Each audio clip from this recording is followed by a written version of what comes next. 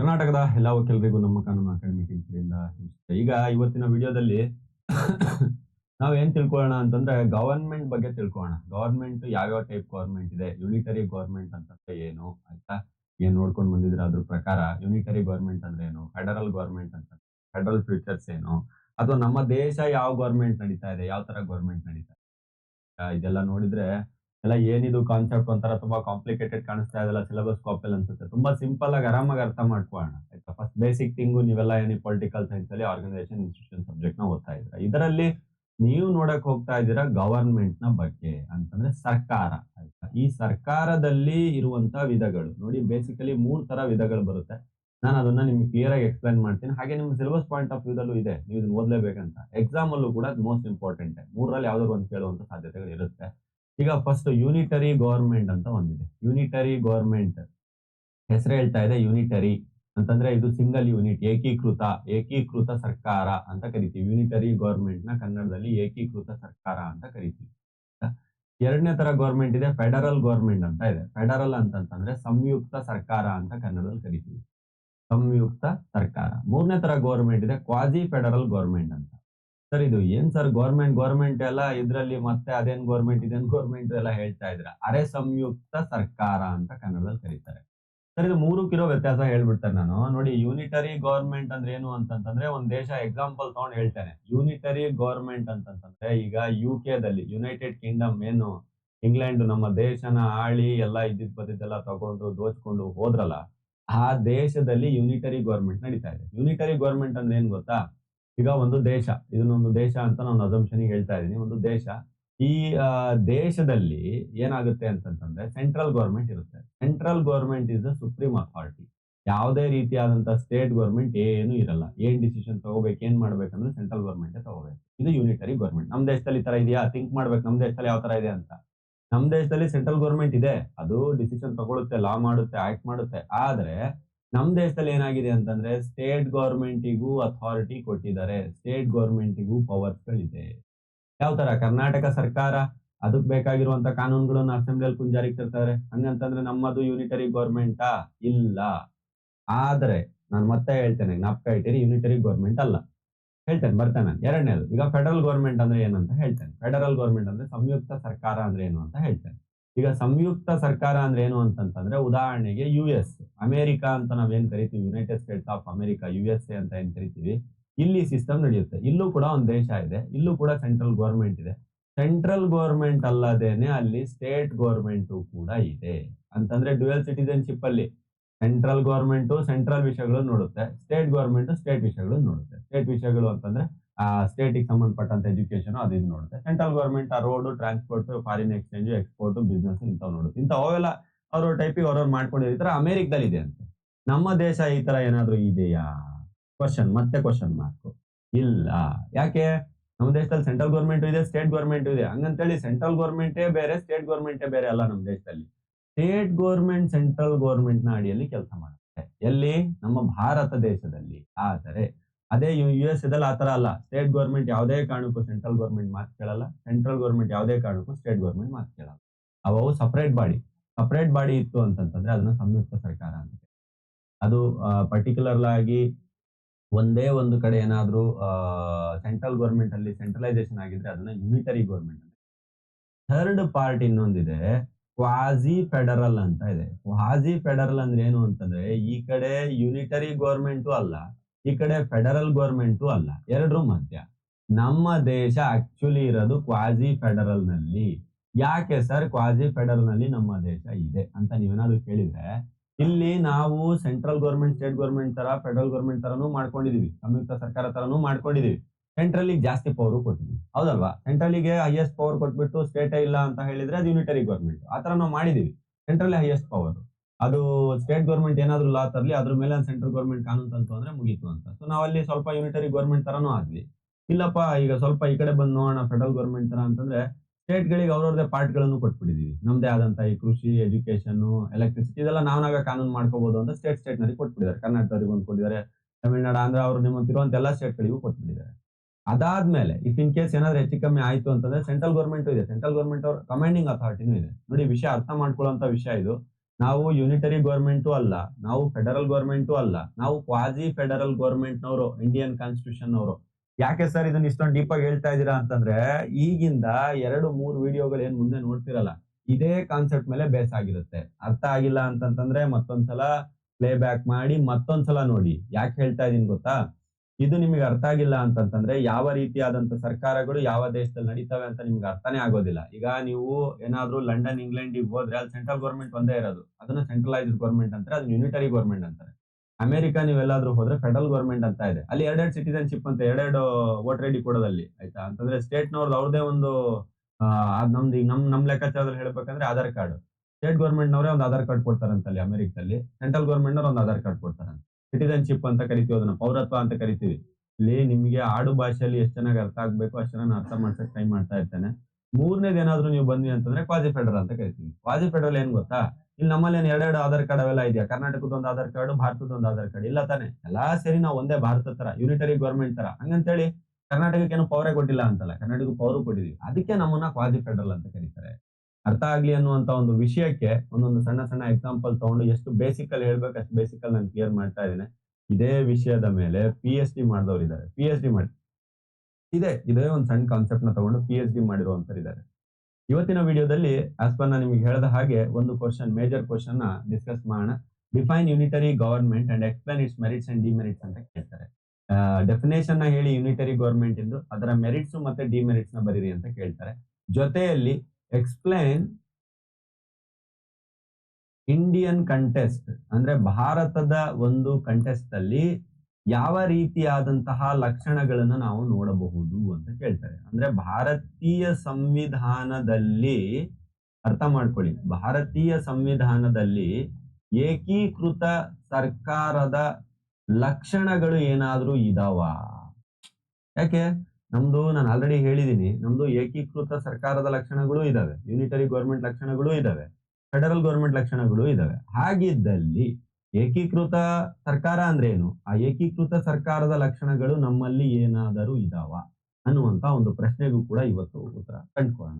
ಜಾಸ್ತಿ ಈಗ ವಿಷಯ ಅರ್ಥ ಆಗಿದೆ ಅಂತಂದ್ಮೇಲೆ ಜಾಸ್ತಿ ಟೈಮ್ ವೇಸ್ಟ್ ಮಾಡೋದು ಬೇಡ. ನಾನು ತುಂಬಾ ಸಿಂಪಲ್ ಆಗಿ ಹೇಳ್ತಾ ಹೋಗ್ತೇನೆ. ನೋಡಿ, ನಾನು ಇವತ್ತು ಹೇಳಕ್ ಹೋಗ್ತಾ ಇರುವಂತದ್ದು ಯೂನಿಟರಿ ಗವರ್ಮೆಂಟ್ ನ ಬಗ್ಗೆ. ಇವತ್ತು ಯೂನಿಟರಿ ಗವರ್ಮೆಂಟ್ ನ ಬಗ್ಗೆ ಡಿಸ್ಕಸ್ ಮಾಡೋಣ. ಒನ್ಸ್ ಈ ಯೂನಿಟರಿ ಗವರ್ಮೆಂಟ್ ಆದ್ಮೇಲೆ ಈ ಪೇಜ್ ಅನ್ನು ನಾನು ಶೋ ಮಾಡ್ತಾ ಇದ್ದೀನಿ, ಫೆಡರಲ್ ಗವರ್ಮೆಂಟ್ ನ ಬಗ್ಗೆ ಇದೆ. ಫೆಡರಲ್ ಗವರ್ಮೆಂಟ್ ನಾವು ಡಿಸ್ಕಸ್ ಮಾಡಾದ್ಮೇಲೆ ಕ್ವಾಸಿ ಫೆಡರಲ್ ಸಿಸ್ಟಮ್ ನ ಬಗ್ಗೆ ಇದೆ. ಇಲ್ಲಿ ನಮ್ಮ ಇಂಡಿಯನ್ ಸಿಸ್ಟಮ್ ಬರುತ್ತೆ. ಇದನ್ನ ನಾನು ಅರೌಂಡ್ ಒಂದು ಇದಕ್ಕಿಂತ ಒಂದು 3ನೇ ವಿಡಿಯೋದಲ್ಲಿ ನಾನು ಎಕ್ಸ್ಪ್ಲೈನ್ ಮಾಡಿದ್ದೀನಿ. ಅದ್ರಲ್ಲಿ ನೀವು ನೋಡ್ಬೇಕಾಗುತ್ತೆ. ಈ ಕ್ವಾಸಿ ಫೆಡರಲ್ ನ ಬಗ್ಗೆ ಯಾವ್ಯಾವ ತರ ಕ್ವಾಸಿ ಫೆಡರಲ್ ಇದ್ರೆ ಕಾನ್ಸ್ಟಿಟ್ಯೂಷನ್ ಬರುತ್ತೆ ಅನ್ನುವಂಥದ್ದನ್ನ ನೋಡೋಣ. ಈ 3 ವಿಷಯಗಳನ್ನ ನೋಡಿದ್ರೆ ಆಲ್ಮೋಸ್ಟ್ ನಿಮ್ಮಲ್ಲಿ ಇದ್ರಲ್ಲೇ ಯಾವ್ದಾದ್ರು ಒಂದು ಕ್ವಶನ್ ಎಕ್ಸಾಮ್ ಕೇಳ್ತಾರೆ. ಫಸ್ಟ್ ಬೇಸಿಕ್ ನಿಮಗೆ ಅರ್ಥ ಆಗಿರ್ಬೇಕು, ಫೆಡರಲ್ ಅಂದ್ರೆ ಏನು, ಯೂನಿಟರಿ ಅಂದ್ರೆ ಏನು, ಕ್ವಾಸಿ ಫೆಡರಲ್ ಅಂತ. ಅವಾಗ ನೀವೇ ಡಿವೈಡ್ ಮಾಡ್ತೀರಾ. ನಾನು ಏನ್ ಹೇಳೋದು ಬೇಡ, ಒಂದ್ 10 ಕೀ ಪಾಯಿಂಟ್ಸ್ ಮಾತ್ರ ಇಟ್ಕೊಂಡು ನೀವೇ ಆನ್ಸರ್ ಬರೆದು ಬಿಡ್ತೀರಾ. ಇಂತ ಒಂದ್ 10 ಕೀ ಪಾಯಿಂಟ್ಸ್ ಇದೆ, 10 ಕೀ ಪಾಯಿಂಟ್ಸ್ ಆ ಕಡೆ ಈ ಕಡೆ ಆ ಕಡೆ ಹಾಕೋದಷ್ಟೇ. ಬಟ್ ಯಾವ ಕೀ ಪಾಯಿಂಟ್ಸ್ ಎಲ್ಲ ಹಾಕೋದು ಅಂತ ನಿಮ್ಗೆ ಗೊತ್ತಾಯ್ತು ಅಂತಂದ್ರೆ ನೀವು ಆರಾಮಾಗಿ ಸ್ಟಡಿ ಮಾಡಿದ್ರಿ ಅಂತಾನೆ ಅರ್ಥ. ಸೊ ಇದು ಯೂನಿಟರಿ ಗೌರ್ಮೆಂಟ್, ಕ್ವಾಸಿ ಫೆಡರಲ್ ಮತ್ತೆ ಫೆಡರಲ್. ಇವತ್ತು ನಾನು ಹೇಳಿದ ಹಾಗೆ ಯೂನಿಟರಿ ಗೌರ್ಮೆಂಟ್ ನ ಬಗ್ಗೆ ನಾವು ಸ್ಟಡಿ ಮಾಡ್ತಾ ಹೋಗೋಣ. ಈ ಯೂನಿಟರಿ ಗೌರ್ಮೆಂಟ್ ಅಲ್ಲಿ ಕೇಳಿರುವಂತದ್ದು ಏನು ಅಂತಂದ್ರೆ, ಯೂನಿಟರಿ ಗೌರ್ಮೆಂಟ್ ಅಂದ್ರೆ ಏನು, ಇದ್ರದ್ದು ಫೀಚರ್ಸ್ ಮತ್ತೆ ಮೆರಿಟ್ಸ್ ಡಿಮೆರಿಟ್ಸ್ ಹೇಳಿ ಅಂತ ಹೇಳಿದ್ದಾರೆ. ಅದರಲ್ಲಿ ನಾನು ಇಂಟ್ರೊಡಕ್ಷನ್ ಪಾರ್ಟ್ ಅಲ್ಲಿ ಹೇಳ್ತಾ ಇದ್ದೇನೆ, state is A unitary van it is governed constitutionally single unit ಅಂತ ಹೇಳ್ತಾರೆ. ನೋಡಿ, ಇದನ್ನ ಕಾನ್ಸಂಟ್ರೇಟ್ ಮಾಡುವಂತ ವಿಷಯ. ಇದು ಸಿಂಗಲ್ ಯೂನಿಟ್ ನ ಬಗ್ಗೆ ಕಾನ್ಸಂಟ್ರೇಟ್ ಮಾಡ್ತಾ ಇದೆ. ಸಿಂಗಲ್ ಯೂನಿಟ್ ಅಂತ ಅಸ್ಯೂಮ್ ಮಾಡ್ಕೊಂಡು ನೀವು ಕಾನ್ಸಂಟ್ರೇಟ್ ಮಾಡಿ ಹೇಳಿ ಅಂತ ಹೇಳ್ತಾರೆ. With one constitutionally created legislature, constitutionally ಅದನ್ನ ಕ್ರಿಯೇಟ್ ಮಾಡಿರ್ತಾರೆ ಲೆಜಿಸ್ಲೇಚರ್ ನಲ್ಲಿ. All the power top down, ಎಲ್ಲಾ ಪವರು ಕೂಡ ಮೇಲ್ಗಡೆಯಿಂದ ಕೆಳಗಡೆ ಬರುತ್ತೆ. ಆಯ್ತಾ, ಎಲ್ಲಾ ಪವರ್ ಟಾಪ್ ಅಲ್ಲಿ ಇಟ್ಟಿರ್ತಾರೆ, ಸೆಂಟ್ರಲೈಸ್ ಇಟ್ಟಿರ್ತಾರೆ. ನಾನು ಹೇಳಿದೆ ನಿಮ್ಗೆ ಯುನೈಟೆಡ್ ಕಿಂಗ್ಡಮ್ ಸೆಂಟ್ರಲ್ ಗವರ್ಮೆಂಟ್ ಮಾತ್ರ ಇದೆ ಸೆಂಟ್ರಲೈಸ್ ಪವರ್ ಅಂತ. ಇನ್ ಫೆಡರಲ್ ಸಿಸ್ಟಮ್ ಅಲ್ಲಿ ಏನಾಗಿರುತ್ತೆ ಅಂತಂದ್ರೆ ಡಿವೈಡ್ ಆಗಿರುತ್ತೆ. ಇದು ಫೆಡರಲ್ ಸಿಸ್ಟಮ್ ನ ಬಗ್ಗೆ ನಾನು ಮಾತಾಡ್ತಾ ಇಲ್ಲ, ಯೂನಿಟರಿ ಬಗ್ಗೆ ಮಾತಾಡ್ತಾ ಇದ್ದೀನಿ. ಫೆಡರಲ್ ಸಿಸ್ಟಮ್ ಅನ್ನುವಂಥದ್ದು ಏನಾಗಿರುತ್ತೆ, ಡಿವೈಡ್ ಆಗಿರುತ್ತೆ. Divided between the federal units. ಯಾವುದು ನಿಮಗೆ ಈ ದೇಶಗಳು ಗೊತ್ತಿರಬೇಕು. ಫೆಡರಲ್ ಅಂತ ಬಂದಿದ ತಕ್ಷಣ ಅಮೆರಿಕ ಬರಬೇಕು ತಲೆಯಲ್ಲಿ, ಯೂನಿಟರಿ ಅಂತ ಬಂದಿದ ತಕ್ಷಣ UK ಬರಬೇಕು, ಯುನೈಟೆಡ್ ಕಿಂಗ್ಡಮ್ ಲಂಡನ್ ಬರಬೇಕು, ಸರಿನಾ? A unitary state is a sovereign state is governed as one of the single unit in which of the central government is supreme and any administrative division exercise only the power that a central government has choose the delegate.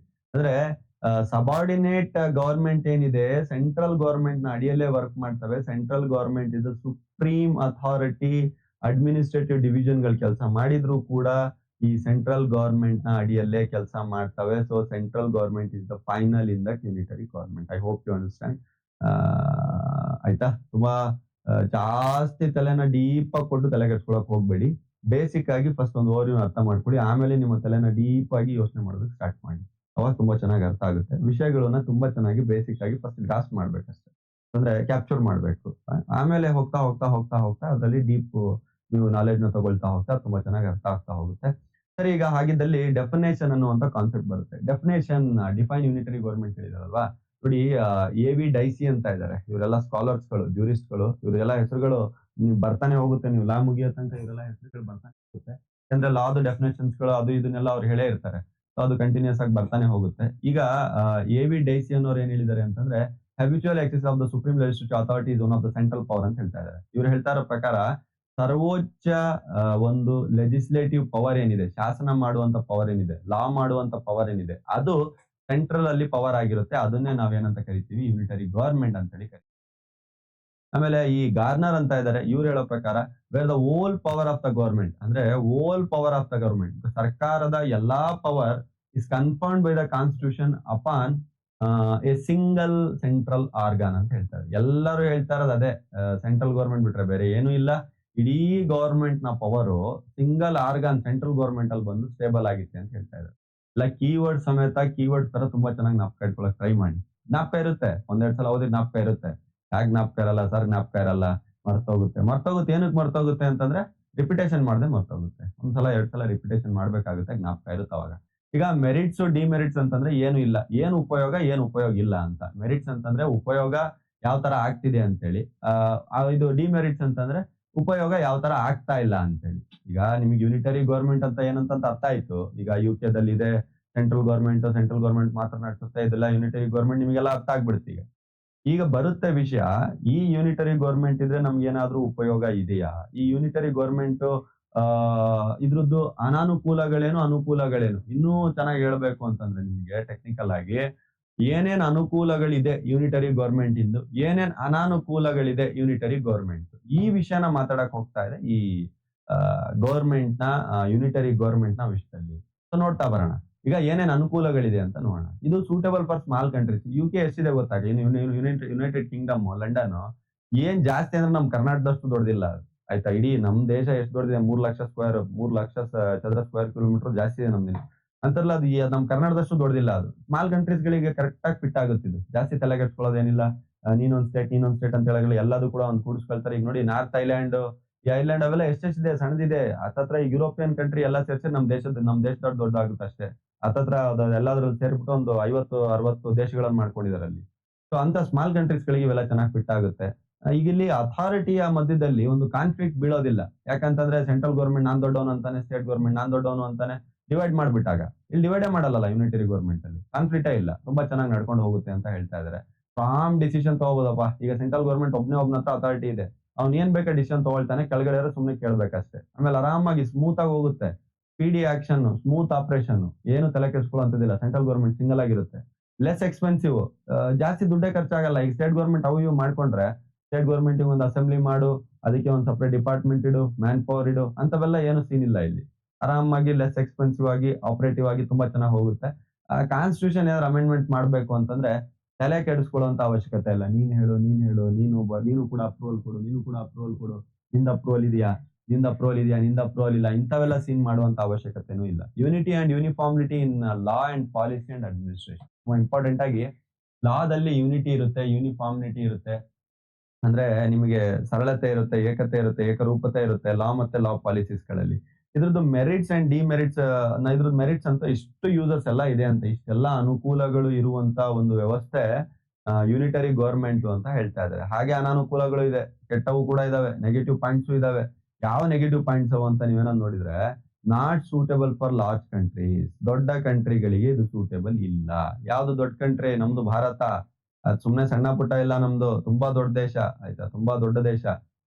ನಿಮ್ಗೆ ಜನಸಂಖ್ಯೆಯಲ್ಲಿ ತಗೊಂಡ್ರು ದೊಡ್ಡ ದೇಶ, area wise ತಗೊಂಡ್ರು ದೊಡ್ಡ ದೇಶ, ತುಂಬಾ ದೊಡ್ಡ ದೇಶ ನಮ್ದು. ಇಂಥವಕ್ಕೆಲ್ಲ ಇದೆಲ್ಲ ಸೂಟೇಬಲ್ ಆಗಲ್ಲ. ಯಾಕಂದ್ರೆ ಜನ ಮಾತ್ ಕೇಳಲ್ಲ. ಸೆಂಟ್ರಲ್ ಗವರ್ಮೆಂಟ್ ಎಲ್ಲ ಕುತ್ಕೊಂಡು ಡೆಲ್ಲಿಯಲ್ಲಿ ಮಾತಾಡ್ತಾನೆ, ಅಲ್ಲಿ ಕುತ್ಕೊಂಡು ಎಲ್ಲ ನಡೀತಾನೆ ಅಂತ ನಾವ್ ಸುಮ್ನೆ ಇರಲ್ಲ. ನಾವು ಗಲಾಟೆ ಮಾಡ್ತೀವಿ. ನಮ್ಗೆ ಎರಡೆರಡು ಗವರ್ಮೆಂಟ್ ಬೇಕು, ಸ್ಟೇಟ್ ಗವರ್ಮೆಂಟ್ ಬೇಕು, ಸೆಂಟ್ರಲ್ ಗವರ್ಮೆಂಟ್ ಬೇಕು. Central government faces the complex problem leading the administrative delays. Central government ಏನ್ ಗೊತ್ತಾ, ಅದನ್ನ ಇಂಪ್ಲಿಮೆಂಟ್ ಮಾಡ್ತಿರ್ಬೇಕಾದ್ರೆ ಬರೀ ಸೆಂಟ್ರಲ್ ಗವರ್ಮೆಂಟ್ ಮಾತ್ರ ಇದ್ರೆ ಇಂಪ್ಲಿಮೆಂಟೇಷನ್ ಕಷ್ಟ ಆಗುತ್ತೆ. ಹೇಳಿದ್ನಲ್ಲ, ಅವ್ರು ಏನೋ ಒಂದು ಆರ್ಡರ್ ಮಾಡ್ತಾರೆ, ಅದನ್ನ ಆಗತ್ತಂಗ್ ಕೆಲಸ ಲೇಟ್ ಆಗುತ್ತೆ, ನಾವು ಡಿಲೇ ಮಾಡ್ತೀವಿ. Lack of focus on local problems ಗಳನ್ನ ನೋಡಕ್ ಆಗಲ್ಲ. ಅದೇ ಹೇಳಿದ್ ನಾನು, ಡೆಲ್ಲಿಯಲ್ಲಿ ಕುಂತು ನಮ್ಮ ಇದ್ರಲ್ಲಿ ಕರ್ನಾಟಕದಲ್ಲಿ ಅಥವಾ ಕನ್ಯಾಕುಮಾರದಲ್ಲಿ ಏನ್ ಸಮಸ್ಯೆ ಆಗ್ತಿದೆ ಅಂತ ನೋಡ್ತಾರ ಬಿಡಿ, ಈಗೆಲ್ಲ ಟೆಕ್ನಾಲಜಿ ಬಂದಿದೆ, ಅದ್ ಹೇಳ್ತಾ ಇಲ್ಲ. ಜಾಸ್ತಿ ಕಾನ್ಸಂಟ್ರೇಟ್ ಮಾಡಕ್ ಹೋಗಲ್ಲ. ಅದೇ ಲೋಕಲ್ ಗವರ್ಮೆಂಟ್ ಗಳು ಅವೆಲ್ಲ ಇತ್ತು ಅಂತಂದ್ರೆ ತುಂಬಾ ಚೆನ್ನಾಗಿ ಕಾನ್ಸಂಟ್ರೇಟ್ ಮಾಡ್ಬಿಟ್ಟು ಸಾಲ್ವ್ ಮಾಡುವಂತ ಒಂದು ಪ್ರಯತ್ನನ ಪಡ್ತಾರೆ. ಆಮೇಲೆ ಈ ಲೋಕಲ್ ಇಂಟ್ರೆಸ್ಟ್ ಗಳನ್ನ ನೆಗ್ಲೆಕ್ಟ್ ಮಾಡ್ಬಿಡ್ತಾರೆ. ಯಾವ್ದ್ರಲ್ಲಿ? ಸೆಂಟ್ರಲ್ ಗವರ್ಮೆಂಟ್ ಅಲ್ಲಿ. ಅದೇ ಲೋಕಲ್ ಗವರ್ಮೆಂಟ್, ಸ್ಟೇಟ್ ಗವರ್ಮೆಂಟ್ ಎಲ್ಲ ಇತ್ತು ಅಂತಂದ್ರೆ ಆ ಏರಿಯಾಗೆ ಏನೇನ್ ಬೇಕು ಅವ್ರು ನೋಡ್ಕೊಳ್ತಾರೆ ಅಲ್ವಾ. ಆಮೇಲೆ ಹಿಂಡ್ರೆನ್ಸ್ ಆಫ್ ಲೋಕಲ್ ಇನಿಷಿಯೇಟಿವ್ಸ್ ಅಂತ ಇದೆ. ಈಗ ನಮ್ಮ ಲೋಕಲ್ ಅಲ್ಲಿ ಏನೋ ಒಂದು ಮಾಡ್ಬೇಕಂತ ಅನ್ಕೊಂಡಿರ್ತೀವಿ, ಅದನ್ನ ಅಡಚಣೆ ಮಾಡೋದು, ತಡೆ ಹಿಡಿಯೋದು, ಅಬ್ಸ್ಟ್ರಾಕ್ಟ್ ಮಾಡೋದು, ಅಂತವೆಲ್ಲ ಸ್ಟಾರ್ಟ್ ಆಗುತ್ತೆ ಸೆಂಟ್ರಲ್ ಗವರ್ಮೆಂಟ್ ಮಾತ್ರ ಇತ್ತು ಅಂತ. ಸ್ಟೇಟ್ ಗವರ್ಮೆಂಟ್ ಇತ್ತು ಅಂದ್ರೆ ಸ್ಟೇಟ್ ಗವರ್ಮೆಂಟ್ MLA MPs ಗಳೆಲ್ಲ ಇರ್ತಾರೆ. ಅವ್ರವ್ರು ಪಾಡಿಗೆ ಇಂಪ್ಲಿಮೆಂಟೇಷನ್ ಏನ್ ಮಾಡ್ಬೇಕೋ ಅದನ್ನೆಲ್ಲ ಮಾಡ್ತಾ ಹೋಗ್ತಾರೆ. ಇದು ಮೆರಿಟ್ಸ್ ಅಂಡ್ ಡಿಮೆರಿಟ್ಸ್. ತುಂಬಾ ಚೆನ್ನಾಗಿ ಹೇಳಿದೀನಿ ನಾನು ಸಿಂಪಲ್ ಆಗಿ. ಜಾಸ್ತಿ ತುಂಬಾ ತಲೆ ಕೆಡಿಸ್ಕೊಂಡು ಕಾನ್ಫ್ಲಿಕ್ಟ್ ಮಾಡ್ಕೊಂಡು ಅದು ಹೀಗೆ ಇದು ಹೀಗೆ ಅಂತ ತಲೆ ಕೆಡಿಸ್ಕೊಳ್ಳುವಂತ ಅವಶ್ಯಕತೆ ಇಲ್ಲ. ಆರಾಮಾಗಿ ನೆಮ್ಮದಿಯಾಗಿ ನೋಡಿ ಮೆರಿಟ್ಸ್ ಏನಿದೆ, ಡಿಮೆರಿಟ್ಸ್ ಏನಿದೆ ಅಂತೇಳಿ. ಮೆರಿಟ್ಸ್ ಅಂತಂದ್ರೆ ಅನುಕೂಲಗಳು, ಡಿಮೆರಿಟ್ಸ್ ಅಂತಂದ್ರೆ ಅನಾನುಕೂಲಗಳು. ಕಾನ್ಸ್ಟಿಟ್ಯೂಷನ್, ಯುನಿಟರಿ ಕಾನ್ಸ್ಟಿಟ್ಯೂಷನ್ ಏನಾದ್ರು ಇದ್ರೆ ಉದಾಹರಣೆಗೆ ಯುನಿಟರಿ ಕಾನ್ಸ್ಟಿಟ್ಯೂಷನ್ ಅಂತ ಇರುವಂತದ್ದು ಎಲ್ಲಿ ಅಂತಂದ್ರೆ UK ಅಲ್ಲೇ ಇರುವಂತದ್ದು. ಸೊ ಅಲ್ಲೇನಾದ್ರೂ ಇತ್ತು ಅಂತಂತಂದ್ರೆ ಆ UK ದಲ್ಲಿ ಇರುವಂತ ಯುನಿಟರಿ ಕಾನ್ಸ್ಟಿಟ್ಯೂಷನ್ ಎಷ್ಟ್ರ ಮಟ್ಟಿಗೆ ಅಡ್ವಾಂಟೇಜ್ ಆಗಿದೆ, ಎಷ್ಟ್ರ ಮಟ್ಟಿಗೆ ಡಿಸ್ಅಡ್ವಾಂಟೇಜ್ ಆಗಿದೆ ಅನ್ನುವಂಥದ್ದು ನಾನು ಇಲ್ಲಿ ಎಕ್ಸ್ಪ್ಲೇನ್ ಮಾಡಿದ್ದೀನಿ. ಈಗ ನಾವೇನ್ ಮಾಡೋಣ ಅಂತಂತಂದ್ರೆ ನಮ್ಮ ಭಾರತ ದೇಶದಲ್ಲಿ ಇದರ ಪರಿಣಾಮಗಳೇನು, ಇದು ಯಾವ ತರ ಇದೆ, ಇದರ ಲಕ್ಷಣಗಳು ನಮ್ಮ ಭಾರತ ದೇಶದಲ್ಲಿ ಯಾವ ತರ ಅಳವಡಿಕೆ ಆಗಿದೆ, ಈ ಕಾನ್ಸೆಪ್ಟ್ ನ ಅರ್ಥ ಮಾಡ್ಕೊಳ್ಳೋಣ. ಐ ಹೋಪ್ ಇದು ತುಂಬಾ ಲೆಂತಿ ಆಗುತ್ತೆ ಅನ್ಸ್ತಾ ಇದೆ ನನಗೆ. ಇದೇ ಕಾನ್ಸೆಪ್ಟ್ ನ unitary futures of the constitution ನಮ್ಮ ಭಾರತದಲ್ಲಿ ಇದ್ರ ಕಂಟಿನ್ಯೂಟಿ ಪಾರ್ಟ್ ಇರುತ್ತೆ, ಮುಂದಿನ ಪಾರ್ಟ್. ನಮ್ಮ ಭಾರತದಲ್ಲಿ ಈ ಯೂನಿಟರಿ ಫೀಚರ್ಸ್ ಯಾವ ರೀತಿ ಅಡಾಪ್ಟ್ ಆಗಿದೆ, ಅದರ ಲಕ್ಷಣಗಳು ಯಾವ ರೀತಿ ಕಾಣಿಸುತ್ತೆ. ಯಾಕಂದ್ರೆ ನಾನು ಆಲ್ವೇಸ್ ಹೇಳಿದೀನಿ, ನಮ್ಮ ಭಾರತದಲ್ಲಿ ಎರಡ್ ತರಾನು ಕೂಡ ಮಿಕ್ಸ್ ಇದೆ. ನಾವು ಈ ಕಡೆ ಲಂಡನ್ ತರ ಯೂನಿಟರಿ ಗವರ್ಮೆಂಟ್ ನಡೆಸ್ತಾ ಇಲ್ಲ, ಈ US ತರ ಫೆಡರಲ್ ಗವರ್ಮೆಂಟ್ ನಡೆಸ್ತಾ ಇಲ್ಲ. ನಾವು ನಡೆಸ್ತಾ ಇರೋದು ಕ್ವಾಸಿ ಫೆಡರಲ್ ಗವರ್ಮೆಂಟ್. ಸೊ ಈ ಯೂನಿಟರಿ ಗವರ್ಮೆಂಟ್ ರೀತಿಯ ಲಕ್ಷಣಗಳು ನಮ್ಮ ಕಾನ್ಸ್ಟಿಟ್ಯೂಷನ್ ಯಾವ್ಯಾವ ತರ ಇದೆ, ಈ ಕಾನ್ಸೆಪ್ಟ್ಸ್ ಗಳನ್ನ ಮುಂದಿನ ವಿಡಿಯೋದಲ್ಲೇ ನಾವು ಅರ್ಥ ಮಾಡ್ಕೊಳ್ತಾ ಹೋಗೋಣ. ಇದು ಕಂಟಿನ್ಯೂಟಿ ಪಾರ್ಟ್ ಆಗಿರುತ್ತೆ. ಇದೇ ತರ 100% ಕ್ಲಾಸಸ್ಗಳು, home delivery notes, online classes, ನಮ್ ಜೊತೆ ಕನ್ಸಲ್ಟೆನ್ಸಿ ಅಥವಾ ನನ್ನ ಜೊತೆ ಮಾತಾಡ್ಬೇಕು ಅಥವಾ ಕಂಪ್ಲೀಟ್ ಆಗಿ ಗೈಡೆನ್ಸ್ ನಮ್ ಜೊತೆ ತಗೋಬೇಕು. ನಿಮ್ಮ ಎಲ್ಲಾ 10 ಸೆಮಿಸ್ಟರ್ ವರೆಗೂ ಒಂದು ಸೆಮಿಸ್ಟರ್ ಬಿಡದ ಹಾಗೆ. ಇವನ್ 10 ಸೆಮಿಸ್ಟರ್ ಆದ್ಮೇಲೆ ಜುಡಿಷರಿ, LLM, ಬಾರ್ ಕೌನ್ಸಿಲ್ ಎಲ್ಲದಕ್ಕೂ ಫೆಸಿಲಿಟಿ ಏನಾದ್ರು ಬೇಕು ಅಂತಂತಂದ್ರೆ ದಯವಿಟ್ಟು ಇನ್ನು ಕೆಳಗಡೆ ಇರುವಂತ ನಂಬರ್ ಕಾಲ್ ಮಾಡಿ. 100% ಸಿಲೆಬಸ್ ಒಂದು ಪಾಯಿಂಟ್ ಆಗಿಲ್ದಂಗೆ 100% ಸಿಲೆಬಸ್ ಆಗಿದೆ. ಇದಿಷ್ಟು ಹೇಳ್ತಾ ಇವತ್ತಿನ ವಿಡಿಯೋ ನಾನು ಕ್ಲೋಸ್ ಮಾಡ್ತಾ ಇದ್ದೇನೆ. ಮುಂದಿನ ವಿಡಿಯೋದಲ್ಲಿ ಇದ್ರದ್ದೇ ಕಂಟಿನ್ಯೂಟಿ ಪಾರ್ಟ್ ಸಿಗೋಣ. Thank you very much from ನಮ್ಮ ಕಾನೂನು law academy team. Thank you.